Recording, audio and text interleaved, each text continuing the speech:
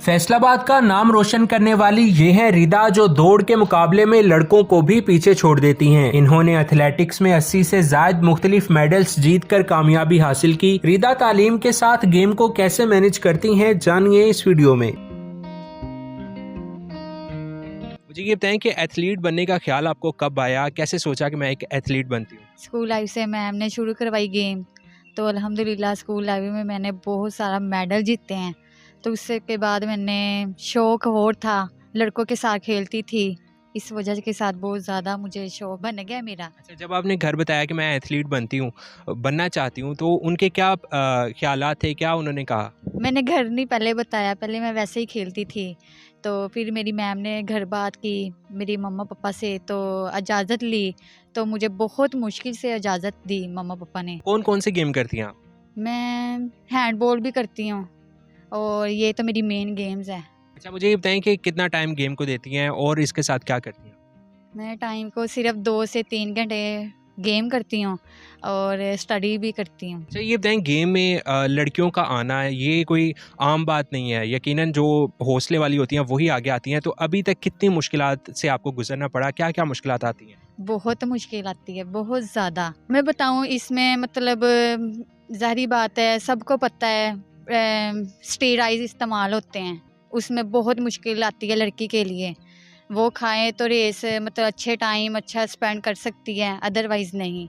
अल्हम्दुलिल्लाह मेरे उस्ताद ने मुझे कभी ऐसी मेडिसिन नहीं दी, ना स्टेरॉइड दिया है खाओ और ये कामयाब हो। और मुझे ये बताएं कि अभी तक कौन कौन सी आपने जो गेम्स हैं वो जीती हैं, कंपटीशन जीते हैं, और ये जो मेडल्स आपने पहने ये कौन कौन से हैं?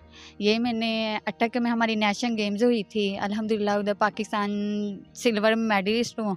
और ये 400 रिले, मिक्स रिले में हमारा गोल्ड मेडल है और 400 में हमारा गोल्ड है। अभी आप लड़कों के साथ भी रेस लगाती हैं और आप जीत जाती हैं, उसके बाद आप उनको कोई ट्रेनिंग भी देती हैं या सिखाती भी हैं उनको? नहीं, मैं सिखाती नहीं हूँ, मेरा टाइम बेस्ट आ जाता है मैं लड़कों के साथ गेम करूँ तो। तो आखिर में आप दूसरी जो लड़कियां देख रही हैं, औरतें देख रही हैं, उनको क्या पैगाम देना चाहती हैं? मैं उनको यही पैगाम देना चाहती हूँ, अपना नाम रोशन करें, अपने उस्ताद का करें, अपने माँ बाप का करें। इस वक्त रिदा के टीचर हमारे साथ मौजूद हैं, आइए इनसे भी बात करते हैं। सर, मुझे ये बताएं कि लड़कियों को जब आप ट्रेनिंग देते हैं तो ये कितना मुश्किल होता है, और लड़कों से लड़कियों की ट्रेनिंग कितनी मुख्तलिफ है? पहली गल तो ये पुत्त भी ਜਿਹੜੀਆਂ ਲੜਕੀਆਂ ਨੂੰ ਟ੍ਰੇਨਿੰਗ ਕਰਾਉਣੀਆਂ ਨਾ, ਇਹ ਬੜਾ ਹੀ ਔਖਾ ਕੰਮ।